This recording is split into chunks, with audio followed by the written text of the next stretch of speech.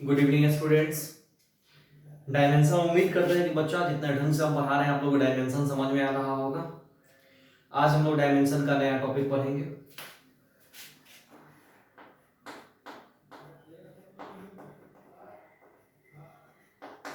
सबसे पहले बच्चे हम लोग बात करते हैं कि आपको हमने पिछले लेक्चर में यहीं तक पढ़ा करके स्टॉप किया था, रोका था, जहां हमने बताया था कि डायमेंशन का मतलब सबसे पहले फिजिकल क्वांटिटी का मतलब था। हमने बोला था कि फिजिकल क्वांटिटी का मतलब वही होगा कि वैसा कोई भी क्वांटिटी जिसका यूज फिजिक्स में हो रहा है और जिसको हम मेजर कर सकते हैं, माप सकते हैं, उसको हम लोग फिजिकल क्वांटिटी बोले थे। मतलब कि वैसा कोई भी क्वांटिटी जिसका यूज कहाँ हुआ, फिजिक्स में हुआ, और जिसको हम मेजर कर सकते हैं, माप सकते हैं, उसको हमने कौन क्वांटिटी बोला, फिजिकल क्वांटिटी। ठीक, फिर हमने बोला कि फिजिकल क्वांटिटी को मेनली दो भाग में बांटते थे, वो सब हटाई बेसिक बात। तो मतलब वैसा कोई भी क्वांटिटी जिसका यूज फिजिक्स में हुआ, अगर उसको हम लोग फिजिकल क्वांटिटी बोले तो हम बोले कि कोई भी फिजिकल क्वांटिटी अगर एक सिस्टम में दिया हो, जैसे एक सिस्टम में दिया हो, कहने का सेंस जैसे मान लो फोर्स, तो हमने पिछले लेक्चर में अच्छे समझाया कि जैसे मान लो फोर्स का यूनिट मान लो कि न्यूटन दिया हुआ है, कोई दिक्कत? तो फोर्स का यूनिट अगर मान लो न्यूटन दिया हुआ है और फोर्स का यूनिट डायन भी होता है, हम जान रहे हैं। तो क्वेश्चन अगर दे दे कि 10 न्यूटन इक्वल टू कितना डायन, तो बता एक सिस्टम में है, इसको दूसरे सिस्टम में बदलना है। मतलब आज का लेक्चर यही है बाबू कि किसी भी फिजिकल क्वांटिटी के वैल्यू को एक सिस्टम से दूसरे सिस्टम में बदलना है, किसके मदद से, डायमेंशन फार्मूला की मदद से। ठीक, हेडिंग बनवा चुके हैं, फिर से हम आज के लेक्चर में बोल दे रहे हैं कि हेडिंग बना लो कि to convert the value of physical quantity, to convert the value of physical quantity in one system to another system, with the help of dimension formula, मतलब कि किसी फिजिकल क्वांटिटी के वैल्यू को एक सिस्टम से दूसरे सिस्टम में बदलना है, किसके मदद से, तो डायमेंशन फार्मूला के मदद से। मतलब डायमेंशन फार्मूला के मदद से किसी फिजिकल क्वांटिटी के वैल्यू को हमें एक सिस्टम से दूसरे सिस्टम में बदलना है। ठीक, अब चलो हम इसको पढ़ाना स्टार्ट करते हैं। पिछले लेक्चर में भी 10 मिनट तक खाली यही समझाते टॉपिक के बारे में, पढ़ लेना, वहां से समझ में आ जाएगा। अब सबसे पहले क्या करते हैं कि जैसे देखो डायमेंशन जिस दिन पढ़ा रहे थे उस दिन मोटा मोटी समझाए थे कि किसी भी फंडामेंटल फिजिकल क्वांटिटी का पावर ही उसका डायमेंशन कहलाता है। तो हम यहां पर लेट कर लेते हैं, मान लेते हैं कि लेट ए बी सी, या एक काम कर, let A B C is the power of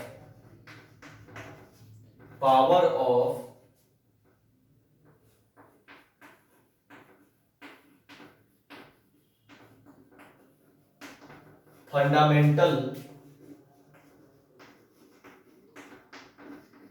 physical quantity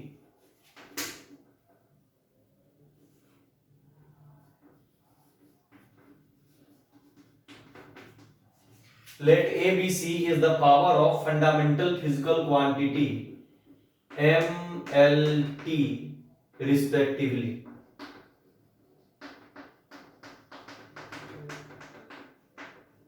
मतलब यहां पे गौर करना, यहां पर क्या कहा जा रहा है कि ABC क्या है, तो ABC पावर है किसका, तो फंडामेंटल फिजिकल क्वांटिटी ML और T का। कोई दिक्कत? अब खुद सोचो कि पावर है तो यहां M का पावर A, L का पावर B और T का पावर C लिख के इसको इक्वेशन फर्स्ट मान सकते हैं। इसमें मेरे समझ से कोई दिक्कत नहीं होगा। और एक चीज और, आज के लेक्चर में हो सकता है कि शुरू में बात कुछ कम समझ में आए, फिर भी पेशेंस रखे रहना, बहुत अच्छे से पढ़ाते जा रहे हैं, टॉपिक खत्म करेंगे, क्वेश्चन करवाएंगे, लगेगा कि सबसे आसान टॉपिक डायमेंशन का पढ़ रहे हो। ठीक, तो मान लिए कि ABC क्या है, पावर है किसका, फंडामेंटल फिजिकल क्वांटिटी ML और T का। इसमें मेरे समझ से तो कोई डाउट नहीं होना चाहिए। तो इसको M का पावर A मान लिए, L का पावर B मान लिए, T का पावर C मान लिए। ठीक, फिर अब यहां पर क्या लिख रहे हैं कि N1 be the numerical value of first system of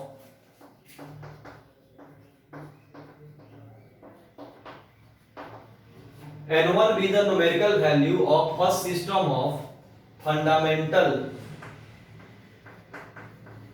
physical quantity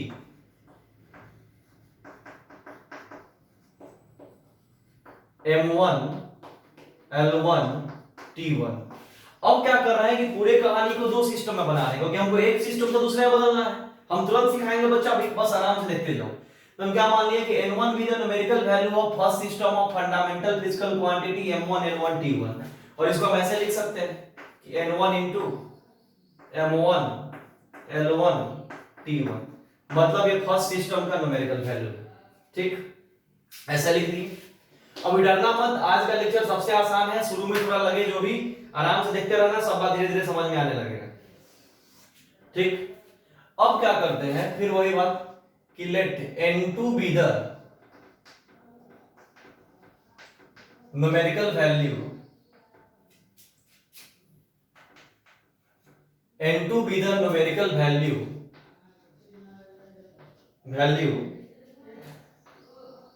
of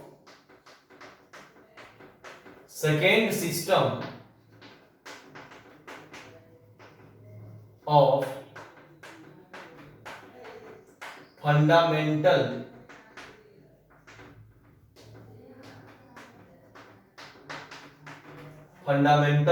physical quantity M2 L2 T2 respectively।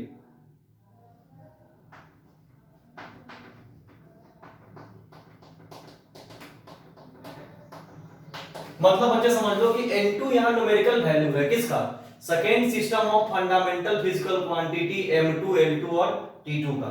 तो इसको चाहेंगे तो ऐसे भी लिख सकते हैं N2 into M2 L2 T2, ऐसे लिख सकते हैं N2 into M2 L2 T2। इसमें मेरे समझ से तो कोई डाउट नहीं होना चाहिए। मतलब कि यहाँ N1 भी तो numerical value of first system का N1 है और सेकंड सिस्टम का न्यूमेरिकल वैल्यू N2 है। फर्स्ट को 1 से डिनोट किए, सेकंड को 2 से डिनोट किए। इसमें मेरे समझ से कोई दिक्कत नहीं होगा। अभी बस आराम से जैसे हम पढ़ाते जा रहे हैं, बच्चे चुपचाप नोट करते चले जाओ। लास्ट में तुमको अपने आप ये पूरा टॉपिक क्रिस्टल क्लियर समझ में आ जाएगा। डरना मत, बिल्कुल बस इसको नोट करो।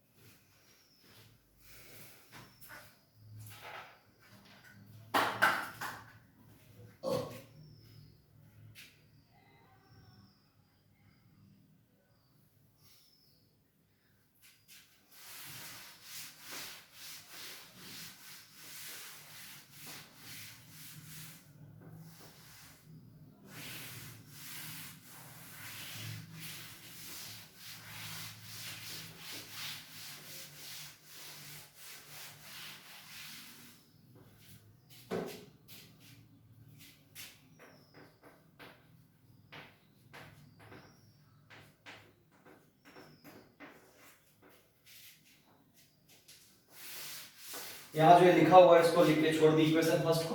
अब यहाँ पे गौर करो क्या करते हैं। अब लिख रहा है क्या कि we equate both system, we equate both system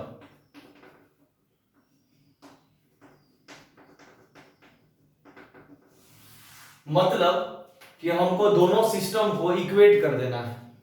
इसका मतलब समझ लो कि दोनों सिस्टम को जब हमें इक्वेट करना होगा, बराबर करना होगा, क्योंकि हमको टॉपिक ही है कि एक सिस्टम से दूसरे में बदलना है, तो इक्वेट करना पड़ेगा।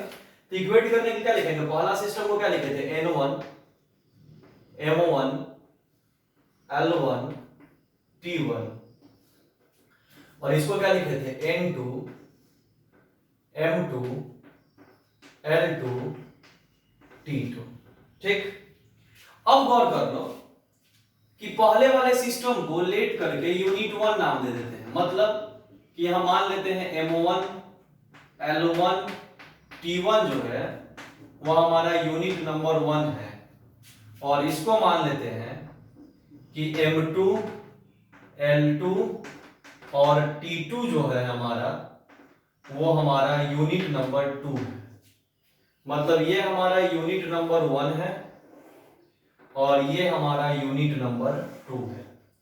तो जब एक यूनिट नंबर 1 हो गया और एक यूनिट नंबर 2 हो गया तो इसको ऐसे लिख सकते हैं N1 इंटू यूनिट नंबर 1, इसके जगह पर U1 रख देंगे और इसके जगह पर U2 रख देंगे, तो N1 U1 और N2 U2।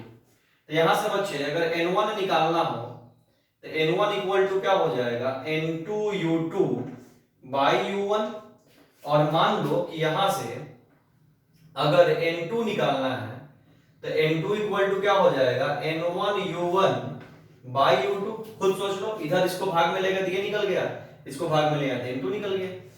तो अब देख लो N1 इतना और N2 इतना, हमें दो फार्मूला मिल गए। अब इस फार्मूला को सजाना है और इस पे क्वेश्चन करना है। तुम घबराओ मत, अभी बहुत बाद में हम क्लियर करने वाले हैं। पहले फार्मूला को लिखिए। पहला फार्मूला था N1 equal to N2 U2 by U1।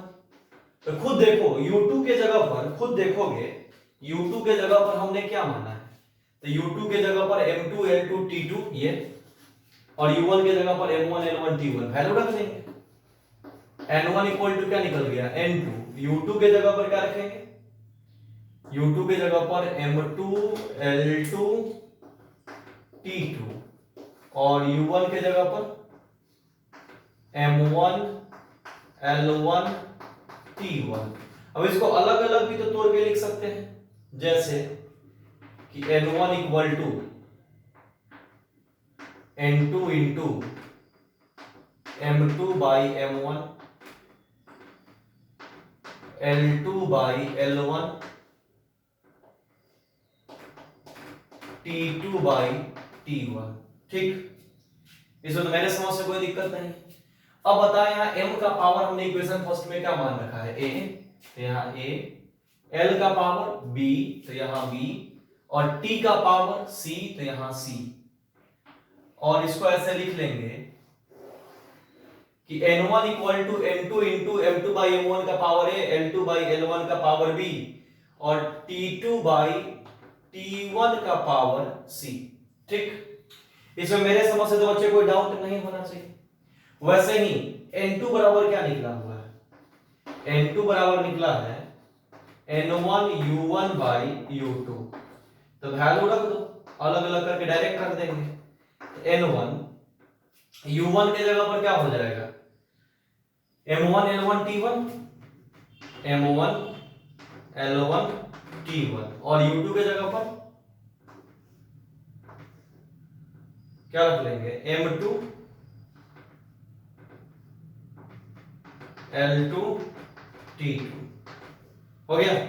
तो इसका बाई फॉरगेट करके तोड़ के लिख दोगे तो M1 by M2 L1 by L2 T1 by T2। तो यहां पर इसको जब ऐसे लिखोगे तो क्या आएगा, देखो N2 equal to N1 into M1 by M2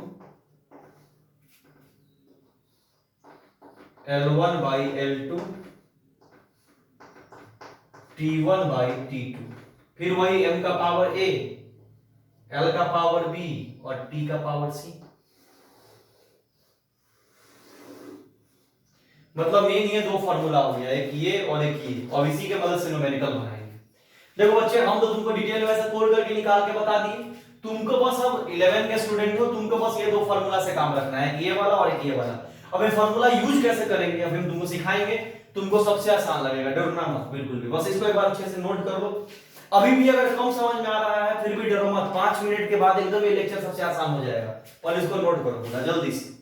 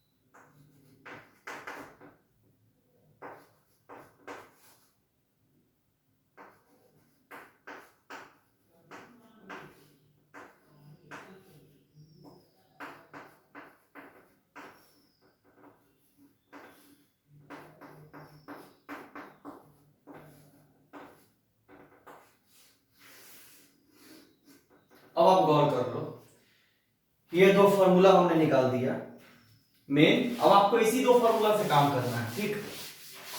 तो ये फॉर्मूला का यूज करेंगे कैसे, इसको हम बताते हैं, सुनना।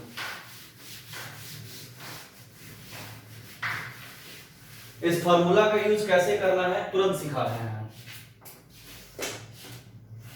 गौर से देखो। सबसे पहले अब ये दो फार्मूला जब हमको निकल गया तो फार्मूला के हेल्प से बनाना है, ठीक। तो इधर हम रफ करके कुछ बात लिखेंगे जो तुमको सबसे पहले एकदम याद होना चाहिए। एक बॉक्स बना करके हम रफ में इधर हम लिख रहे हैं और ये लगभग हम बोर्ड पे हमेशा रखे रहेंगे अभी। अब देखो क्वेश्चन कितना आसान बना देंगे, तो बिल्कुल डरना मत। सबसे पहला बात दिमाग में रखना कि यूनिट 1 का मतलब हमको समझना है एसआई। एसआई यूनिट अभी डायमेंशन के बाद तुरंत पढ़ाएंगे, समझ में आएगा, ऐसे बचपन से जब जान रहे हो। यूनिट 1 का मतलब समझना एसआई और यूनिट 2 का मतलब समझना सीजीएस। यूनिट 1 का मतलब क्या समझोगे, एसआई। यूनिट 1 का मतलब क्या समझोगे, एसआई। और यूनिट 2 का मतलब क्या समझोगे, सीजीएस।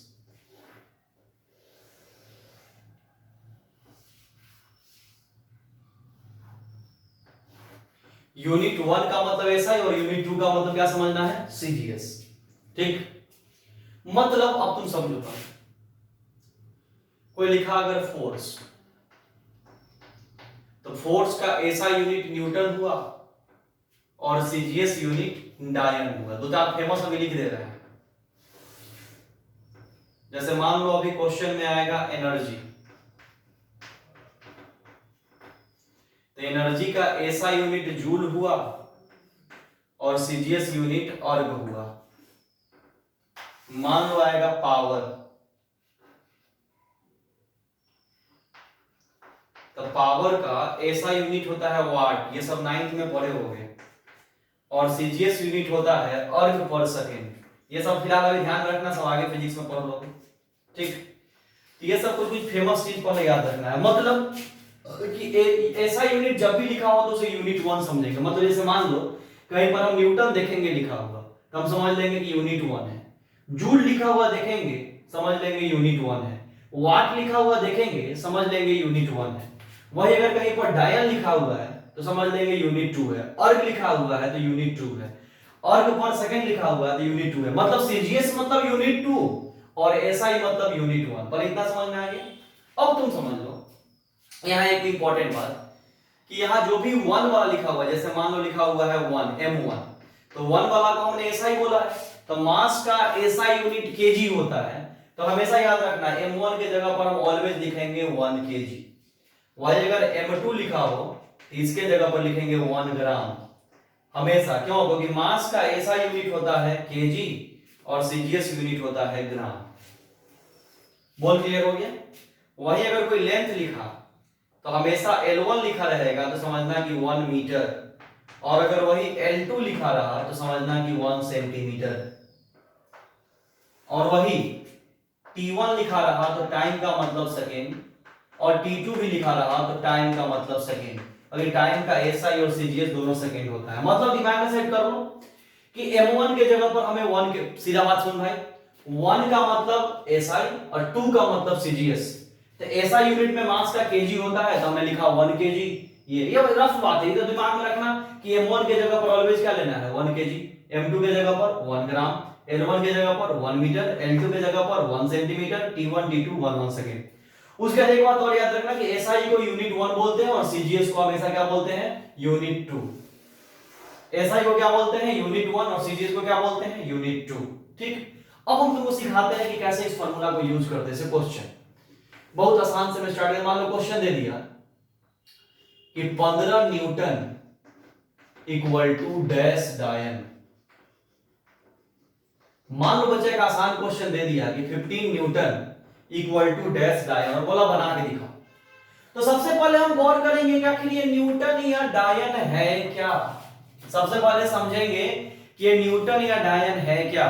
तो बच्चे हमें समझ में आएगा कि ये फोर्स का यूनिट है। यूनिट आगे बढ़ाएंगे तो समझ में आएगा फोर्स का क्या है, यूनिट है। तो जब ये फोर्स का यूनिट है इसमें देखेंगे कौन एसआई है और कौन सीजीएस है। तो न्यूटन एसआई है तो इसको मान लेंगे यूनिट 1, यानी यूनिट 1 हमारा हो गया न्यूटन। और डायन सीजीएस है तो सीजीएस को मान लेंगे यूनिट 2, यानी यूनिट 2 मान लेंगे हमारा क्या होगा डायन। ठीक, अब गौर करो न्यूमेरिकल 1 n1 जो है उसको 15 हमारा गिवन है और न्यूमेरिकल 2 यानी n2 हमें निकालना है। यानी न्यूमेरिकल 1 n1 गिवन है 15 और न्यूमेरिकल 2 में निकालना है। यूनिट 1 गिवन है, यूनिट 2 भी गिवन है, हो गया। अब खुद समझ में आ गया n1 क्या है n2 क्या है। अब n2 निकालना है तो n2 निकालने का फार्मूला देखेंगे। तो n2 निकालने का फार्मूला बड़ा सिंपल गिवन है कि n1 into m1 by m2 का power a L1 by L2 का पावर b और P1 बाई P2 का पावर c, हो गया। अब खुद सोचो क्या सीखा है। N1 के जगह पर 15 गिवन है, M1 के जगह पर यहां से देखो रख दो। M1 के जगह पर ऑलवेज क्या लेना है 1 kg, M2 के जगह पर 1 ग्राम, तो कि 2 वाला CGS 1 वाला SI। ठीक, वैसे ही देखो L1 के जगह पर 1 मीटर यहां लिखा हुआ है तो 1 मीटर और L2 के जगह पर 1 सेंटीमीटर, T1 के जगह पर 1 सेकेंड और T2 के जगह पर 1 सेकेंड। ठीक, अब ABC के जगह क्या रखेंगे ये सीख लो। तो ये आखिर न्यूटन या डायन किसका यूनिट है तो तुमको पता होना चाहिए फोर्स का। तो यहां पर फोर्स लिख लोगे तो फोर्स का डायमेंशन क्या होता है m l t माइनस 2, मतलब m का पावर 1 l का पावर 1 और t का पावर -2। तो जब बच्चे फोर्स का डायमेंशन इतना होगा तो यहां पुट कर दोगे m के जगह पर a था तो डायमेंशन यानी 1, यहाँ l के जगह पर 1 b था तो डायमेंशन यहाँ 1 और t के जगह पर -2 c है यानी यहाँ -2 है यानी -2 डायमेंशन ही ना। abc तो डायमेंशन है लेके रख दिए। अब बना देंगे मैथ की तरह तो क्या निकल जाएगा 15 1 केजी में 1000 ग्राम, एक सिस्टम में बदल देंगे। अब सॉल्व करना है बटा 1 ग्राम 1 मीटर में 100 सेंटीमीटर बटा 1 सेंटीमीटर। ये तो कट जाएगा 1 सेकंड से 1 सेकंड कट के हट गया, ग्राम से ग्राम कट गया, सेंटीमीटर से सेंटीमीटर, तो 2 जीरो इधर 3 जीरो इधर तो 5, यानी n2 इक्वल टू 15 गुने 10 का पावर 5।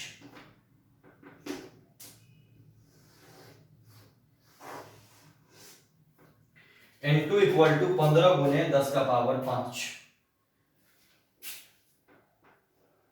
इसमें मेरे समझ से तो कोई डाउट नहीं होना चाहिए। अब तो बच्चे तुमको क्लियर हो गया होगा ये क्वेश्चन बनाना सबसे आसान है इसका। अरे है कि नहीं, सिंपल है, 1 2 4 5 की प्रैक्टिस करवा देते अपने क्लियर हो जाएगा। इसका क्वेश्चन सबसे आसान है, जल्दी इसको नोट करो पहले।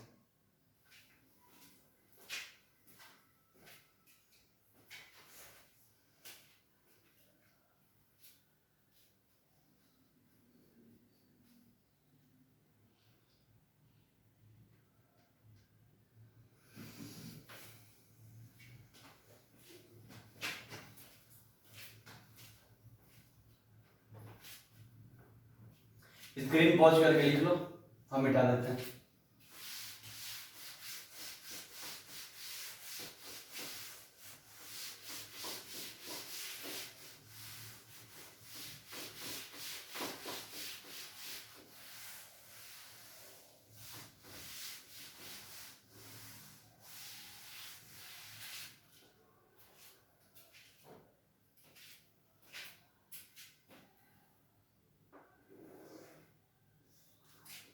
अब मान लो क्वेश्चन दे दिया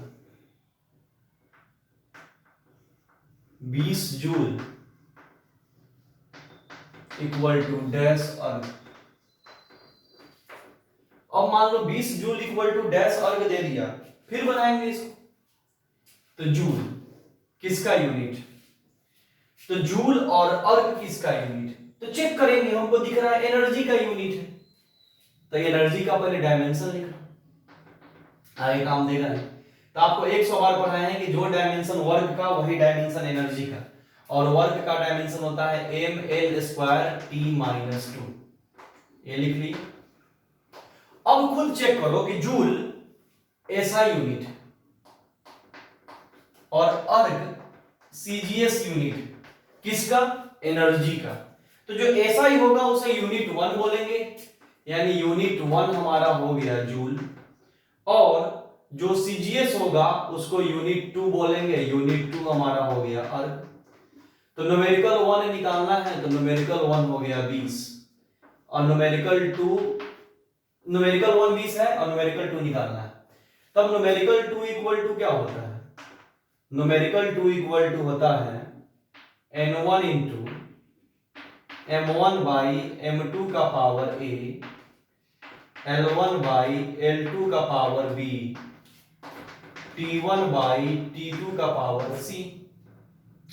अब तो खुद देख ले, n1 कितना गिवन है? 20, m1 के जगह पर 1 kg यहां, और m2 के जगह पर 1 ग्राम, L1 के जगह पर 1 मीटर, L2 के जगह पर 1 सेंटीमीटर, T1 के जगह पर 1 सेकेंड, T2 के जगह पर 1 सेकेंड। अब बात होता है क्या? पावर लगाने की। किसको लगाने की? पावर। तो पावर जब लगाएंगे तो खुद सोचो, m का पावर कितना है? 1, L2 और t का पावर -2, तो ये तो कैंसिल आउट हो गया। तो N2 इक्वल टू क्या हुआ? 20 इंटू 1 kg के जगह पर 1000 ग्राम बटा 1 ग्राम, 1 मीटर के जगह पर 100 सेंटीमीटर बटा 1 सेंटीमीटर पावर 2। ये और ये कैंसिल आउट हो जाएगा, ग्राम से ग्राम उड़ जाएगा। तब यहां पर क्या बचेगा? तो N2 equal to 20 into 1000 into, देखो यहां डायमेंशन में पावर 2 है तो 100 को 2 बार लिखना पड़ेगा, यानी 100 इंटू 100। तो जीरो काउंट कर लो, 1 2 3 4 5 6 7 8, यानी N2 इक्वल टू लिख देंगे 2 इंटू 1 2 3 4 3 4 2 6 2 8, यानी डायरेक्ट लिख दो ना 20 इंटू 10 टू द पावर 7, 2 2 4 6 7 अर्ग। बोल बना लिए? सिंपल है कि नहीं? अब मान लो ऐसा ही अगर ये नहीं दिया रहता, ये दिया रहता, तो ये वाला फार्मूला लगा लेते और तब भी निकाल लेते। इसमें तो बच्चों मेरे समझ से कोई डाउट नहीं होना चाहिए, सिंपल है एकदम। नोट करो इसको, फिर हम आगे बढ़ते हैं। जल्दी नोट करो।